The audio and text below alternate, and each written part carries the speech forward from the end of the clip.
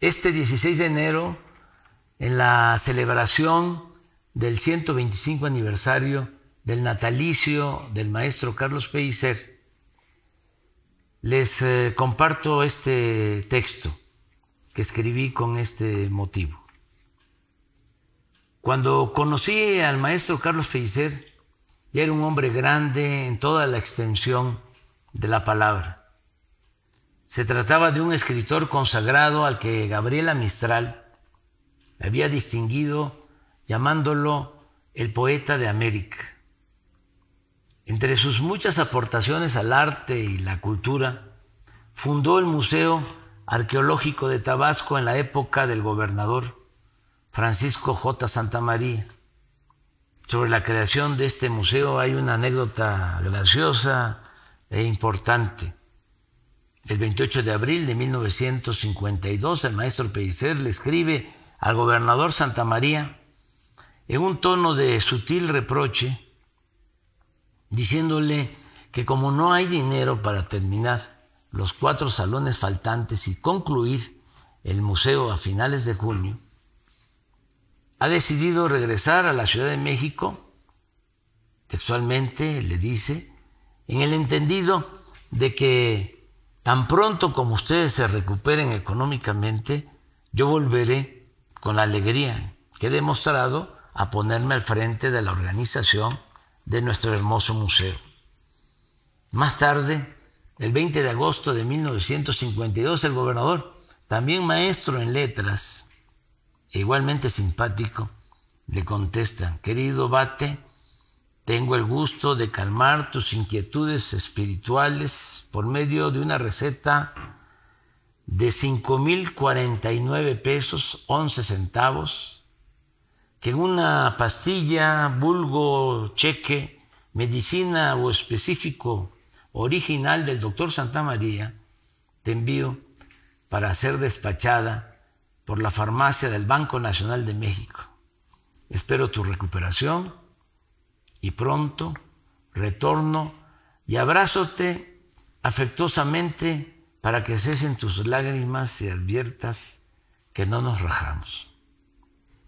Poco después, el maestro Pellicer consiguió trasladar las esculturas monumentales de la cultura madre, de la cultura olmeca, de la Venta, Huimanguillo, Tabasco, para inaugurar el 4 de marzo de 1958 en un terreno de 8 hectáreas a la orilla de la Laguna de las Ilusiones de Villahermosa, uno de los más espléndidos y originales museos del mundo.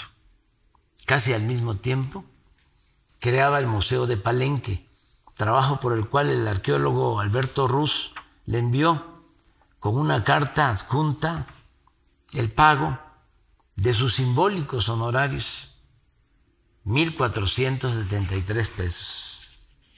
Asimismo, el maestro Pellicer participó en la fundación de otros museos como el de Tepoztlán, Morelos, y el de su amiga Frida Kahlo, inaugurado en julio de 1958, así como el Museo Regional de la Universidad de Sonora en 1957.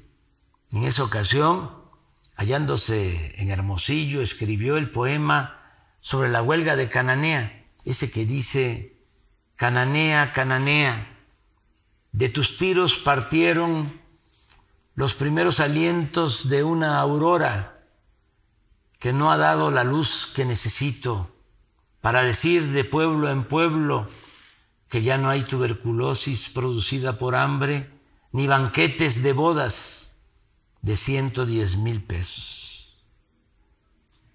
Aun cuando el maestro Pellicer defendió el arte en libertad, no por consigna, siempre vinculó su labor intelectual y su obra creativa con la actividad política. En su juventud fue activista en la campaña presidencial de su maestro José Vasconcelos, cuando el maximato callista. Participó en las brigadas internacionales que fueron a España a defender la República de la sublevación franquista. El maestro Pellicer se desempeñó por muchos años como presidente del Comité en Defensa y Solidaridad con el pueblo de Nicaragua durante la dictadura de Somoza, y se manifestó y repartió volantes a la llegada a la Ciudad de México del presidente John F. Kennedy en protesta por la invasión de Bahía de Cochinos en Cuba. En fin, cuando conocí al maestro Pellicer, yo estudiaba la preparatoria en Villahermosa y él era un hombre talentoso y de probadas convicciones humanistas y libertarias. Lo vi por primera vez en el antiguo Museo de Tabasco, ubicado en la Plaza de Armas de Villahermosa.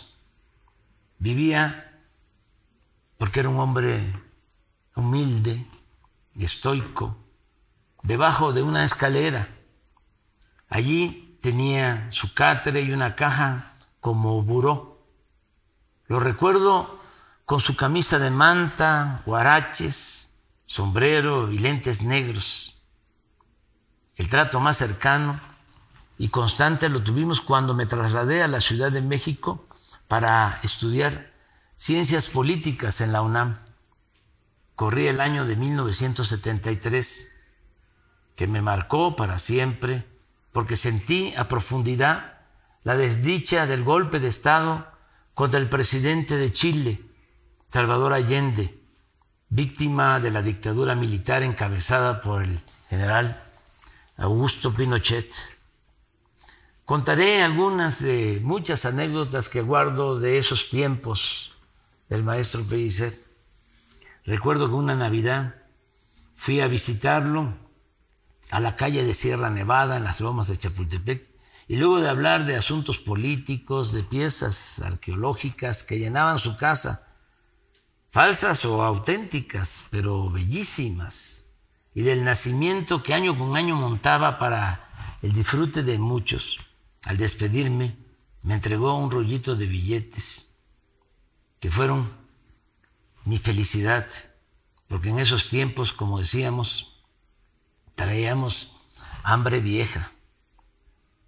Aunque no era mucho, el dinero alcanzó para invitar a Isidoro Pedrero Totosaos, a Eber Sánchez, Alejandro, a Carlos Serino Marín, David Izquierdo Mayo y otros amigos a comer gallina con rabadilla en los famosos caldos Zenón, ubicados cerca de la calle de Violeta, en la colonia Guerrero, donde vivíamos 80 jóvenes becados con hospedaje y de vez en cuando, o de manera periódica, alimentación en la casa del estudiante tabasqueño.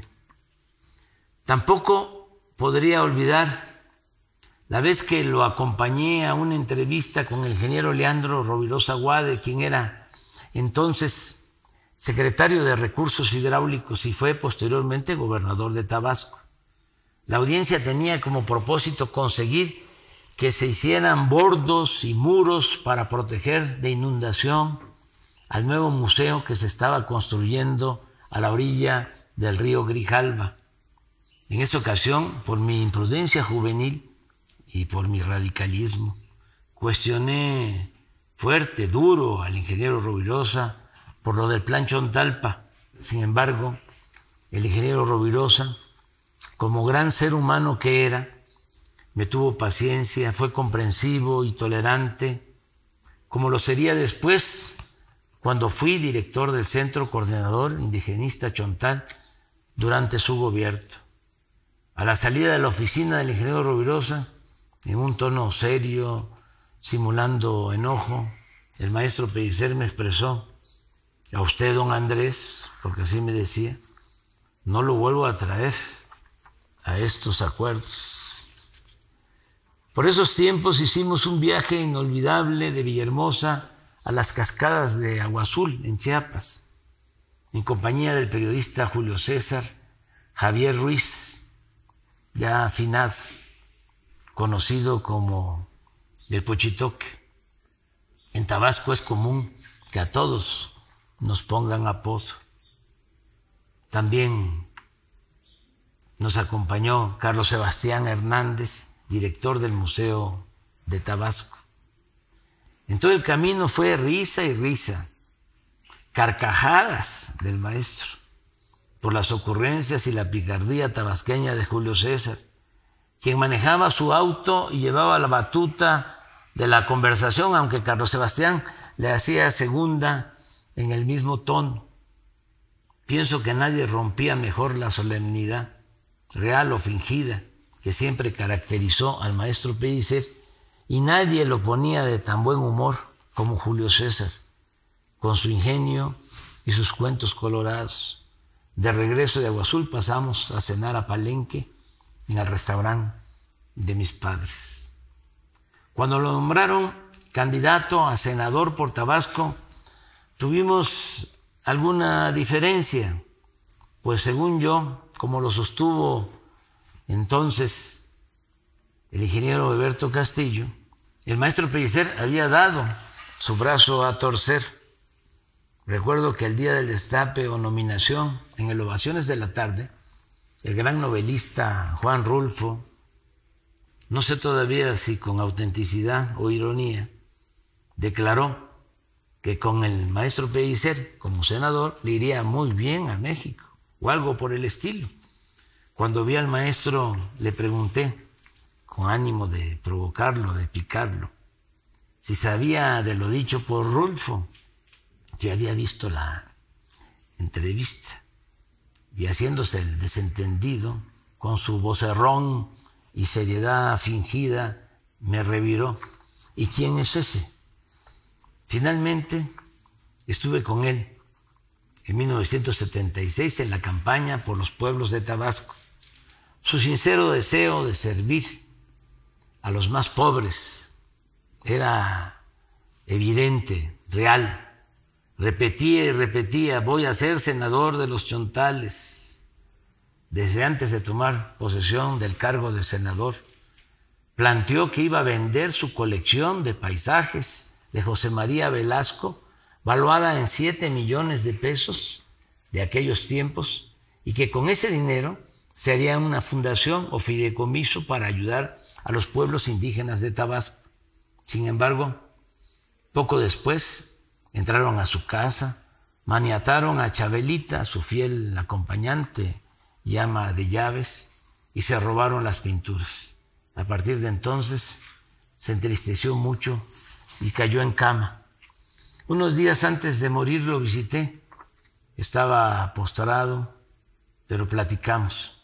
Tenía la esperanza de recuperarse. Me pidió vernos 2 días después con el propósito de buscar una alternativa para lo del fideicomiso para los pueblos chontales.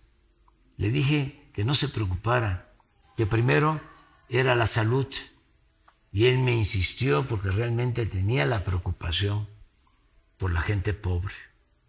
Por la mañana del 16 de febrero de 1977, día en que volveríamos a encontrarnos, me enteré que había muerto.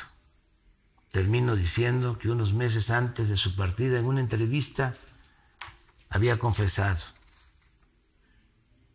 Dijo lo siguiente: yo fui político de calle durante toda mi vida. Soy socialista y creo en la igualdad de los humanos. Me entristece la pobreza de la mayoría y la riqueza de unos cuantos. Pienso que poco a poco el mundo entero y por supuesto México alcanzarán la justicia. Creo que mi maestro se sentiría orgulloso de saber que en su tierra y en su agua y en todo el país seguimos trabajando con la misma convicción de siempre, la de no hacerle mal a nadie y atender de manera preferente a los pobres y a los olvidados de México. Muchas gracias.